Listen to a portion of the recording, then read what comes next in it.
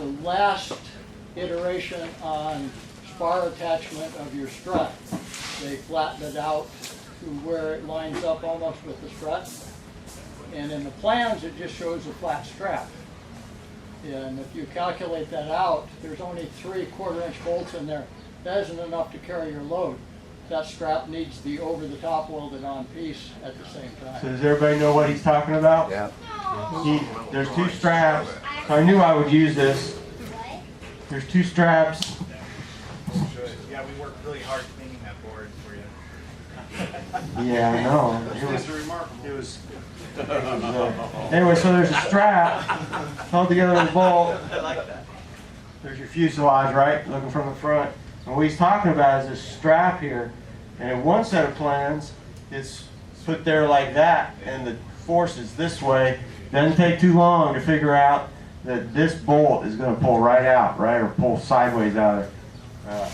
I'll contradict Bernie and Orrin one time.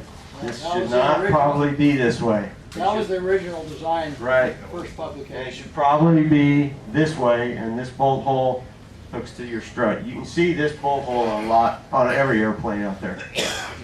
And what he's talking about is that's still not enough. That's what he just said. And you should have a strap that runs over the top. So this looks like that and has a strap across the top that hooks them together. So from the edge, it looks like that. And if I were to really draw it properly, I would have to show one of these at an angle, right? And the bolts go through this way.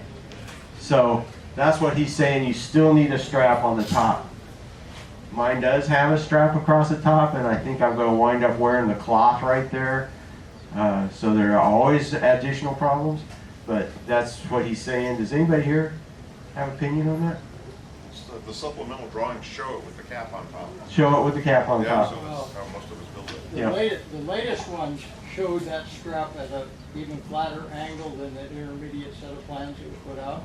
I don't know the And detail. they didn't show anything except the strap. They didn't detail that you needed to put that across the top. And maybe I'm mistaking it, but I have a distinct recollection of someone smarter than me that knew Mr. Petenfall or was Mr. Petenfall drew a picture showing the cap on top. I've been wrong before. I have. So there you go.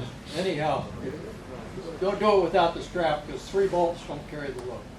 So another little comment I want to make, you'll find out even here if we were like out from in front of people, you find out we have controversies about and opinions that differ. So there's some of this you're going to have to take and do your own engineering on, right?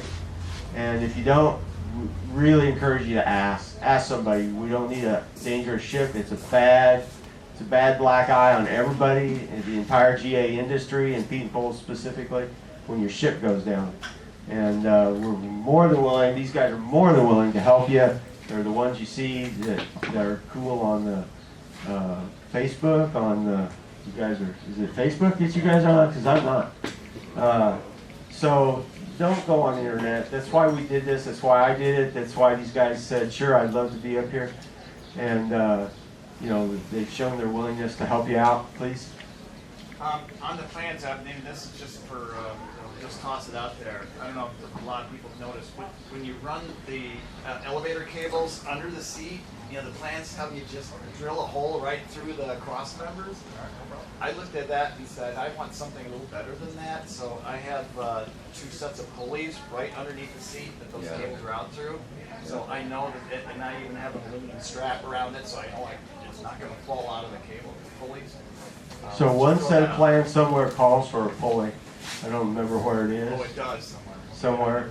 And if you, I'll add to that comment. Some of you guys have a rub block on your tail because when your elevators fall down, it rubs there. You can avoid that. It's possible to get your geometry so that does not happen. If you raise that bell crank and fill it with a couple of little other things. The way Bernie did that is he bent those around back, he ran the cables, and then he figured out where the uprights are, so that'll fall right.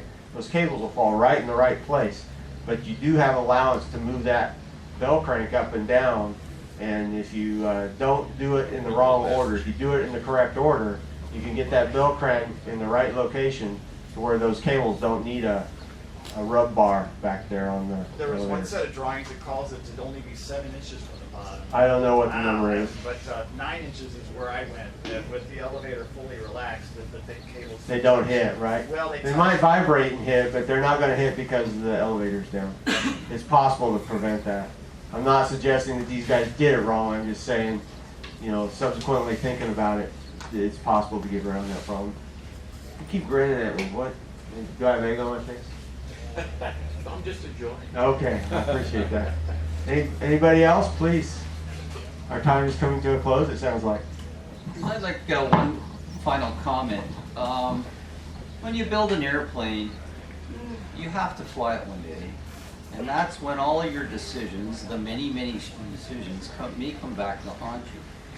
The best thing you can do is do it the right way the first time, and then you will fly it confidently. A lot of Pete poles that are finished never fly, or they fly, the guy gets scared because he didn't get the seat right or whatever. And so, do it right, don't skimp and save, and oh, I need that, I'm not gonna do it, I'm gonna substitute. I'm gonna make a design change, and it has all this stuff comes back to bite you.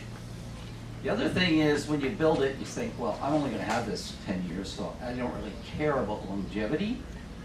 Well, time goes on quick, so use really good sealants, really good materials, because it's worth the investment. Spending all that time and having it fail early or not flying it is not value to yourself. Anybody else have one last comments? Yeah. One last question.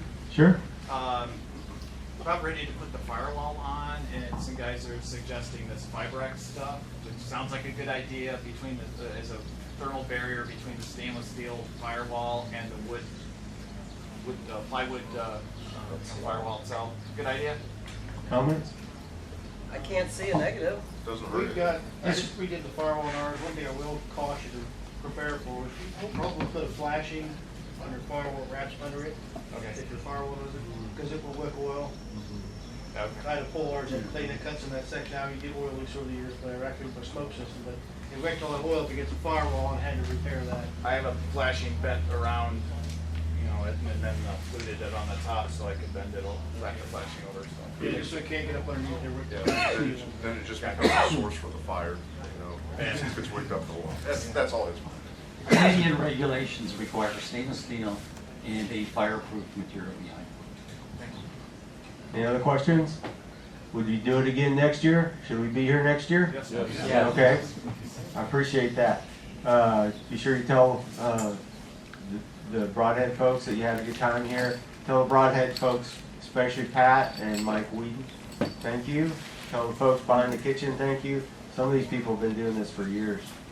We'll see you next year. Really appreciate it. Thank you very much. Thank you.